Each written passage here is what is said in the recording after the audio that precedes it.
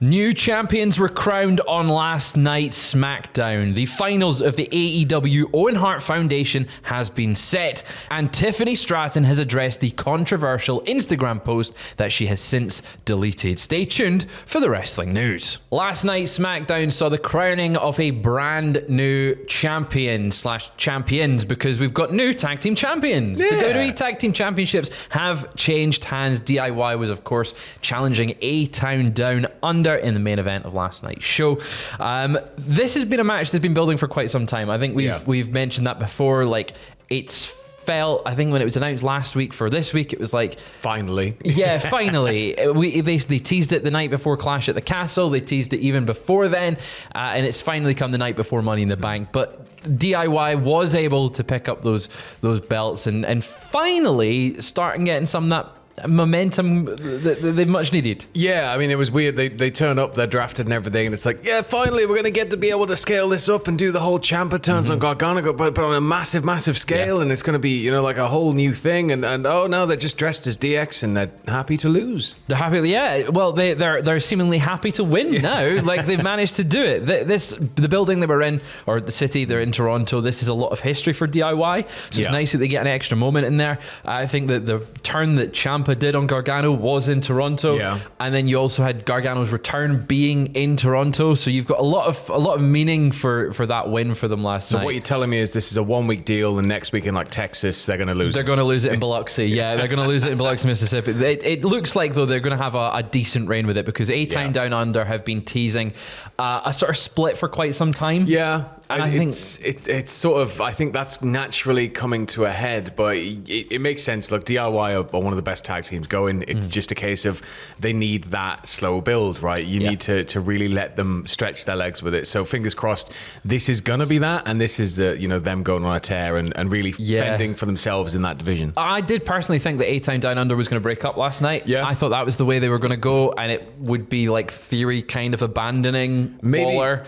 Yeah, maybe we could have drawn it out a little bit more. Yeah, I feel like we're on the cusp of that Theory babyface turn. It feels like we're kind of reaching there. But congratulations, DIY. I'm buzzing for them. I'm a big fan of DIY dating back to the time in NXT. But looking at some more tag team titles, Jade Cargill and Bianca Belair, of course, lost their women's tag team titles back at Clash at the Castle in kind of a shock upset, right? Did you expect it? No, I wasn't expecting it. It was sort of out of all of the title changes that were going to happen, I was like, it's going to be Drew wins, and this isn't going to be a chain. Exactly. So no one expected right now to not have Jade and Bianca as tag team champions. And in the past couple of weeks, it looked like they'd been rotated out of that tag division scene in terms of focusing on the titles. They've both been trying to go for Money in the Bank, and unfortunately coming up short. But then they got a lot of people just speculating generally, like, how long is this going to last until Jade eventually splits off and we get that kind of singles run, a clash against each other between them both. Well, on last night's SmackDown, they beat Indy Hartwell and Candice LeRae. This, of course, was set up last week when we had some shenanigans and interference in Jade's match. And they got the decisive win over them. And then following the match, they spoke to Kathy Kelly in the ring. Bianca Belair says that they are here to finish what they started, with Cargill reiterating that we're coming back for our tag team titles. So they're not done yet. Not quite. But it's good, because it means that there's more importance being put on the women's tag belt. So this is what we wanted for ages. That's it. It feels like it's, I don't want to say bittersweet, because I feel like Bianca and Jade, there is money in there. Just walk out. Just walk out. But walk out. Throw the belts on the table and gorilla and walk out. Walk out, absolutely. That's what you're meant to do with the belts. No, it's great to see them. Michael Cole will run you down and everything. Yeah, you get called out on commentary. It's great to see them with a goal going for those belts. Them versus the Unholy Union. It's not on the cards for Money in the Bank, which is tonight, by the way. Yeah. But maybe SummerSlam? SummerSlam would make sense. We got a little bit of a build. It's it's tradition. It's going to be what SummerSlam is in about a month's time. It's about 3 weeks time. It's start of August. So it's not that far. So it's I mean, we can build to that very nicely. Do you see them taking the belts back? Yeah. You do? Yeah. I feel like, unless we get some sort of large scale miscommunication and this is all a bit of a misdirection into them maybe having their first sort of clash. Match with each other, like, whoa, you cost us. I just can't see the Unholy Union dropping the belts that quick. But at the same time, it is Jade Cargill and Bianca Belair. So who knows? But looking forward to next Wednesday, we've got the finals of the AEW Owen Hart Foundation over in AEW. Mariah May has secured her place in the finals, which I think is quite an exciting. So she's going to be going forward to face Willow Nightingale after defeating Hikaru Shida last night.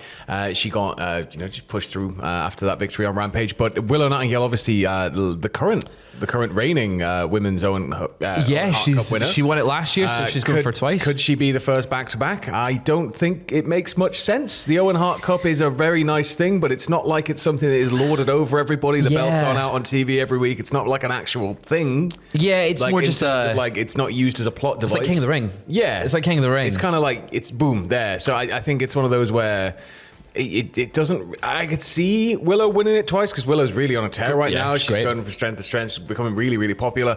But... you don't see it? No. I think the natural story is Mariah May to win. She's beaten Saraya, who is a former women's champion in her own right. Shida, former women's champion. Both challengers to Toni Storm's title.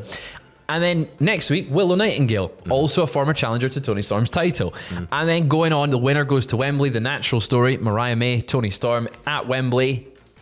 It writes itself, really. Willow doesn't need it as much as I would love to see Willow have that opportunity once again. But staying with AEW just now, we've got an update on Penta El Zero Miedo's contract. Yeah. Tell me about it. There's been sort of speculation going on for a few weeks now about Penta's contract apparently coming up. It's where's he going to go? What's he going to do? What's motivating him right now? But according to The Observer, with Penta, all signs are at the stage where he's at the point in his career that he's probably just going to go for the best offer.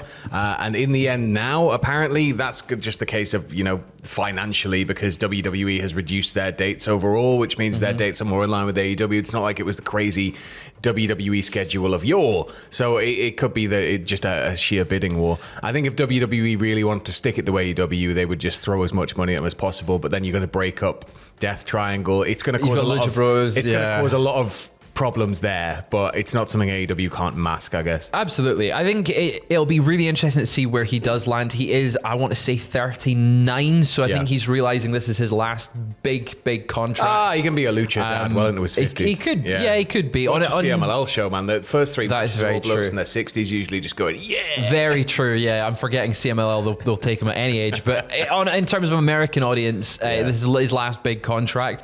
It looks like it's going to be in the later half of this year. We're going to find out where he goes. I think he's staying where he is, to be honest. It makes sense in terms of the fact that we know that Tony is just willing to get the make it rain guns out by the sounds of things and just blindly keep loading them up with money, and also everything's already kind of there with Penta. You've got his brother, you've got everything going on with Pac. So I think it makes sense. It just makes sense. Which is why I kind of want WWE to throw an obscene amount of money and just break it all up.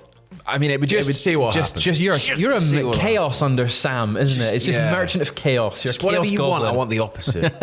Let us know where you think Penta is going. Let us know in the comments below. But we're going to round things out just now with some news about Tiffany Stratton.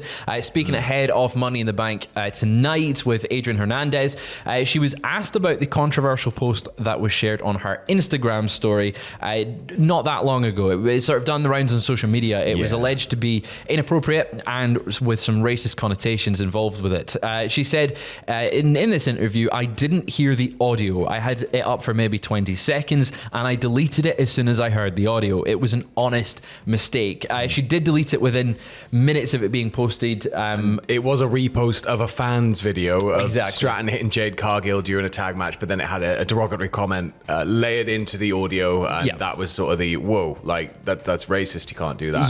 So it's sort of ballooned from there. It has done the rounds on social media, and it was very quickly taken off social media, off of her social media. But it is interesting to see her address it here and directly be asked about it. I don't think we've actually heard a comment from her about it. I think at the time she might have kind of like just obviously wanted to just distance, move past it. But we'd heard there was potentially some conversations going on. But ultimately, like, if you haven't heard the audio, it is something that if you're just going to repost something, like, it can happen. If you're not checking what you're reposting, right, you could be reposting anything. That's exactly it. But that is all we've got for you just now. Of course, it is Money in the Bank later on tonight.